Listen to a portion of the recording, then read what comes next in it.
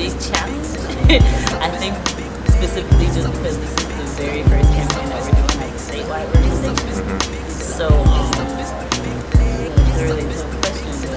But I guess making sure folks have the same ideology or the same messaging for an ideology.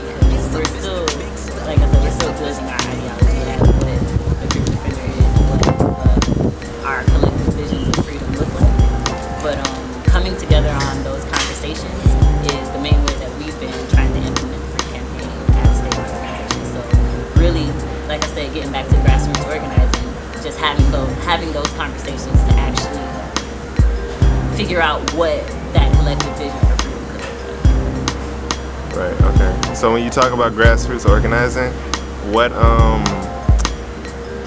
examples of that do you look at? Well, I know we looked a lot to, one of the components of the free campaign is actually, it's a research component, it's an internal research component looking at movements of the past. So movements and organizations that fought for freedom, that fought for liberation for their people, and that just had a movement for change. We look to those organizations and we're researching them now and we're debating them within our organization to see which one we can actually stand behind. So we're looking into organizations like Black Panther Power, the Black Panther Party. We're looking at the Frelimo organization out of Mozambique, Zapatista's movement, different movements and organizations that stood for liberation of their people. And that's one of the ways we're implementing and trying to research what moving a real campaign looks like. Okay. No, man. All of that. It's really so much knowledge that we have now with so many movements that we can look to in the past that really show us how grassroots organizing has worked and how it hasn't worked and how we can take that information and bring it into the 21st century to see real change. So many components of the past are tied into what we do, and also being grounded in today and what the issues are today, and how we can bring that together. Because everyone knows it. It's like, because we live in a very individualistic society, as an individual, you feel like there's nothing you can do about it. But once you can make a kind of change where people see that it's not just them knowing it, and that everyone can be able to move on it, then I feel like that's what real grassroots is, when we get back to the people that be affected by it and giving them the power to make the change.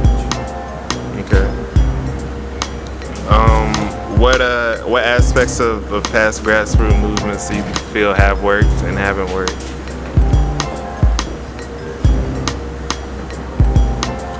I think one of the things that definitely worked is truly building in the communities. And sometimes it sounds really broad.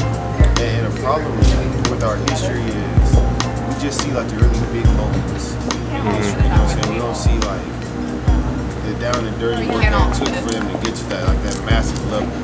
And because of that, I think it's huge that's a big thing we're taking on, because those are the beginning steps that so many movements had to start with. You know what I mean? Get to the community first and what they really need, and no longer just being idealistic and like just in your own little clique about what a movement really is. You know what I'm saying? There's a bunch of people around the world doing stuff, but when are they gonna come together and actually put it together and make it work? So I think that's a huge thing we have so far. To address the second question of what hasn't worked, to use but I guess going to talk about the isolation, we can go into these communities, but if we're using language or using rhetoric that won't meet people where they are, that would be a reason that some of these movements didn't work out, or some of these organizations didn't flourish, because they had the language, but they didn't have the right tactics about getting folks involved and getting them the information that could ground them in the struggle as well. helping folks, yeah, but nobody, not enough people came out of that area to say, oh yeah, we're in the Black Power movement and we're fighting for the liberation, you know? So I think bridging that gap between academia and the hustle class is really important, and that's one of the things that I've seen that's faltered in the past with grassroots organizing. Either it came from a place of respectability or it came from a place of extreme radicalness. Each one of those left people out at each spectrum. So if we can meet at that middle ground to, you know, get some real change and get the rhetoric and the language correct, you know, I think that'll be a big step towards actually getting our collective visions together. Can you speak on what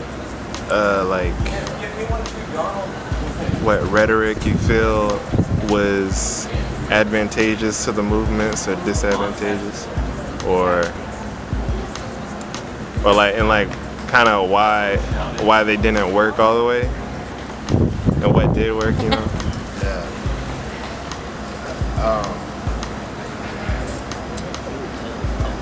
Nah, it's real. Like, definitely one of the things for the United States in particular, and the Black movement of the '60s, is we had a very romanticized view on what a real movement is and what fighting for your liberation is. You know what I mean? We sang and we chanted about revolution, but in reality, we didn't know what it took to win a revolution. You know what I mean? We had a beautiful view for the reform of this nation, but when it got to the point where we started talking revolution, it was so romanticized that when the fire that comes with even saying that word in a country like this, we weren't ready for it. So that's something that definitely now we have to stop the romanticization. Because even sometimes organizing can be seen as like a cool thing, as a fad. But in reality, we could all end up in a jail cell for 25 years, you know what I'm saying, 4 stories under the ground. And it's like, that's not a romantic view. You know what I'm saying? They even taking us to fucking black sites like Guantanamo. Just because we said black people should be free and liberated, those are the things that we can't romanticize, we gotta be serious about. And I think that definitely faltered a lot of the movement in the '60s. Okay.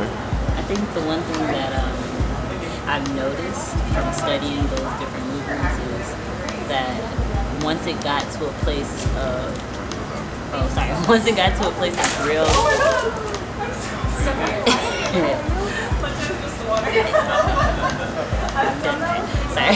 once it got to a place of real internationalist movements or internationalist organizing, that's when, for lack of a better term, shit really hit the fan. Because it opened the door for that, and I think that was the real importance of the movements in the '60s. They found that, we were talking about this earlier, that once we get to a place where we can actually start becoming international, then that's when the whole world will shift. So I think, I don't know if I'm answering the question, but I'm just making a comment on the fact that those movements gave us what we now are seeing as the need for an international movement. Because if we free the people of the United States and the whole world with you. I don't know if... No, I won't say I don't know. Once it got to that area, I don't think we were, or those movements were prepared for that type of building. Right. But they got it. So I think the importance of them getting there means that we now have to carry that on. And I'll even say another thing is like the sectionalism, the factionalism of the movement of the '60s. And once again, we're just talking about this country.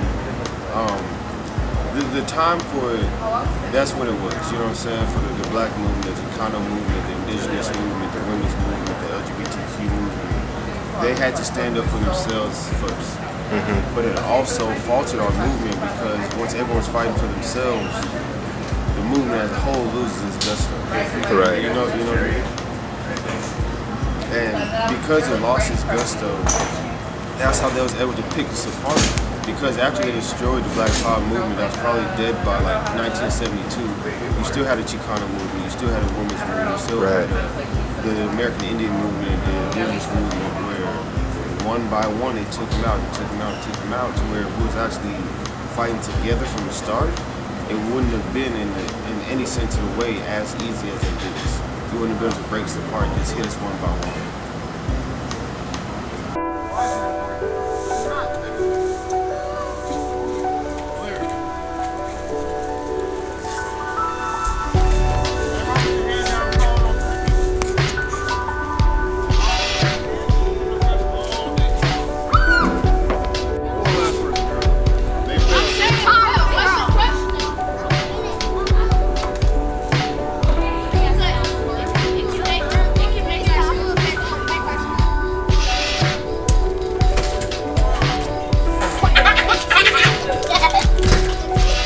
Tomorrow will be the day we make Camden fair and beautiful again.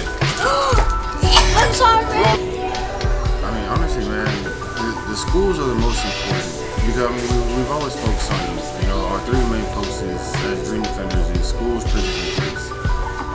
And they're all intertwined as well. It's not like separate entities. So with schools, it's also a thing where the movement is always led by youth. You know what I mean? It's like with adults, grown adults, 30 and 40 years old, they have so much more to lose from even joining the movement. You know what I'm saying? So with youths, they have so much more leeway, they have so much more, you know what I'm saying? What's the word I'm looking for? They don't care about odds. You know what I mean? They're not worried about consequences or repercussions.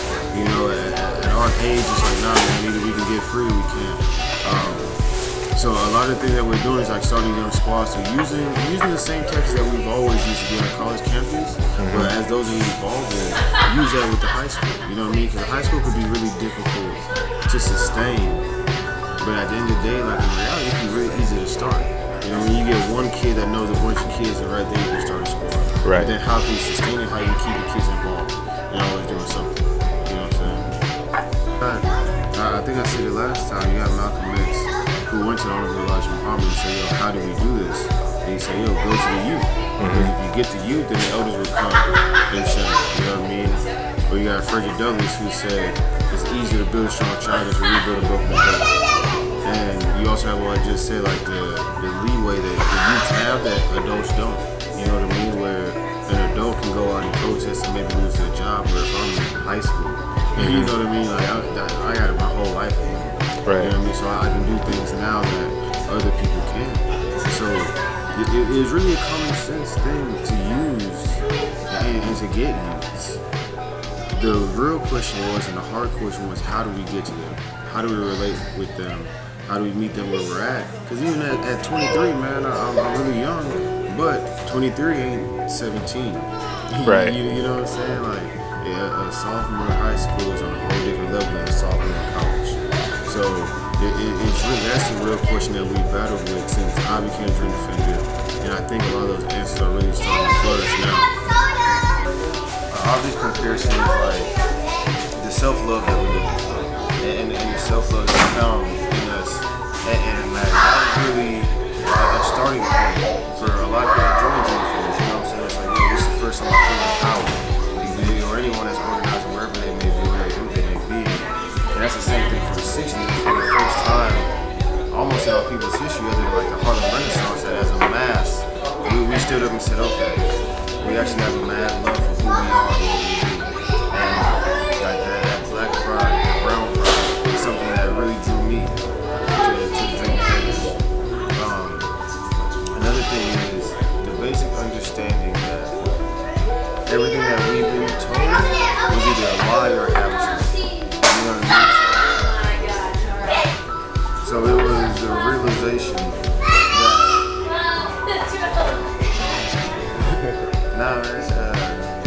it was a realization that we have been told a farce, and that the only way we can get back around that, man, is to actually do something about it. Another one is just the fact that the youthfulness of our movement, the use of culture, the use of the music at the time, you know what I'm saying? You had like James Brown, that was mad hits. like really making positive music, but also positive mainstream music. You feel me? It's no longer like a few cats making dope music on the underground, even Lupe in the early 2000s. You know what I'm saying? It's like, nah, like, our positive music is actually making a big hit. You know what I'm saying? Nationally and internationally. Yo, the hairstyles, you feel me? Like, our generation is compared and contrast, but like the self-claiming of ourselves. So even the hair now, I feel like the dreads now are the afro of the 60s. You feel me? A contrast would just be the time, man. Like, the history that they were given, it was jaded, but their reality was, you know what I mean? Like, they lived in segregation, or segregation had just ended, maybe 10 years tops during the 60s. It had just been 10 years ago. So a lot of the people that was like in their early 20s, they knew what it was like to live on the street. But we were in the North, they knew what it was like to have those micro and macro aggressions. To where now there's a lot of sense of equality, there's a lot of sense of freedom, there's a lot of sense that Martin Luther King and all those people did what they supposed to do. So we gotta weed through a little bit more than they did. Whereas it's blatant for them, but a lot of times it's not as blatant for us. You know what I mean? It's not to say that anything like it's hard to find racism in our generation, but it's not as blunt as theirs was. You know, this government went through a lot to like change the way we looked at it. Man, a contrast. I think the biggest contrast, and this is something like that Dream Defense has a contradiction with, but we're constantly working on it. Is like the patriarchy that movements like the Black Panthers had, or the homophobia that they had, and it's like the factionalism, you know what I'm saying, within the movement, where it's like, oh, it's a women's movement, a black movement, a Chicano movement, American Indian movement, and they needed that in the 60s. I feel like right now we're in a place where we need to put all those movements back together. You know, they had to be built first before they could end up. And now that they're built, I think that's one thing that we're working on outright. That I think those are some things that they were blatant about and not even caring about. You know what I'm saying? With patriarchy, like, man, she's still a woman. We talk about freedom, but she ain't gonna be free. You know what I'm saying? I'm gonna still have ownership over her.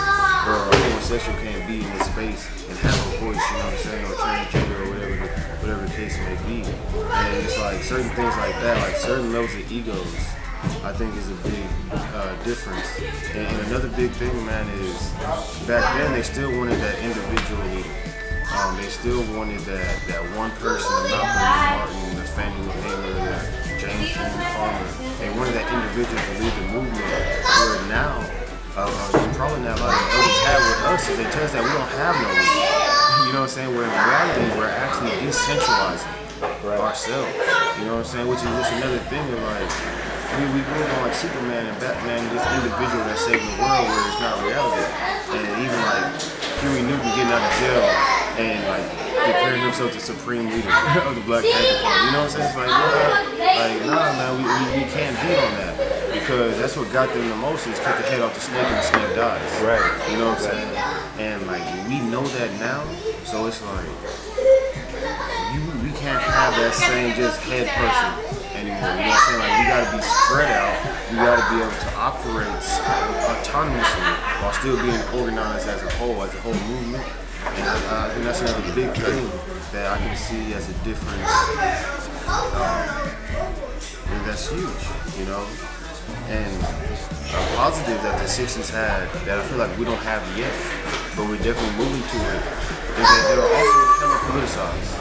You feel me? In the 60s, you had people in the White House saying you had high school dropouts. You had high school dropouts who were more politicized than people in office. You know what I'm saying? And right now, we don't have that same level of politics. We also don't have a political stance to go to. You know what I mean? In the 60s, they could go to socialism and communism because the ideal is good. Now, you can't go to nobody talking about socialism and communism, you know what I'm saying? Because of the historical context, because of the negative connotation that's been given and all of these things. So, it's for us now to really create or recreate a political stance and like use that as another tool to keep us organized. Because even a lot of the factionalism that we have now, which are like, oh, this is an LGBTQ movement or a black movement or whatever, if we're more politicized and we understand that we're fighting the same enemy, that we gotta come together. You know what I mean? But I think that's one thing that they had that we need now. You know, a political stance. It doesn't have to be socialism, communism, anarchism, you know what I'm saying? But it can definitely have pieces of it. And really create something for the 21st century. Do you find those differences and those likenesses, do you find those like helpful, or do you wish that maybe you could, maybe things weren't as different, like maybe aspects of then were more like now, or do you feel that it hurts or helps? I think the knowledge of it helps, you know, because it can hurt us, because you can't do anything about time and history. You know what I'm saying? Hindsight is 20/20. So it can't hurt us. It helps to know. And my biggest thing is like, once you know it, what do you do about it? You feel me? Like, once we know where they went wrong, how do we make it better? Once we know what they did right, how do we perfect it? And I think that's one thing that they didn't have. You know what I'm saying? Like, maybe they could look to like Marcus Garvey and the UNIA, but what other organization could the Sixers have went to? You know what I'm saying? What black-led organization or what like poor people-led organization could we have turned to? They didn't have nobody. To where now we have the Black Panthers, we have SNCC, we have SCLC, what the SCLC? Yeah, that's what I said. Yeah, you know what I'm saying? We had RAM, the American Indian Movement, the Young Lords, the Chicano Movement, the Brown Berets, you know what I'm saying? We got so many movements, and that's just in the U.S. Let alone, not even go to Africa with Frelimo, the FMLA, or the Sandinistas, you know what I'm saying? Or the Cuban movement. It's like, we got so much to look at now, it can never be a hindrance. You know what I'm saying? It's like, we can literally cherry pick the dopest movements and really make a difference.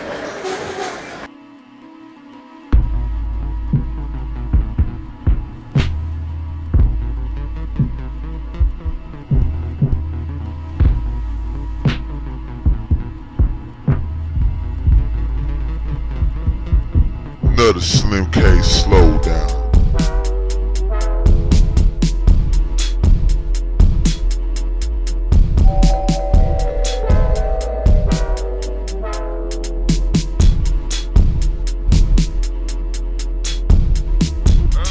This ain't appropriate now.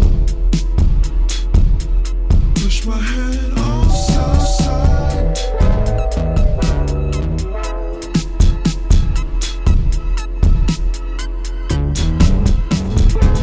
There's no one else around. I just wanna tease your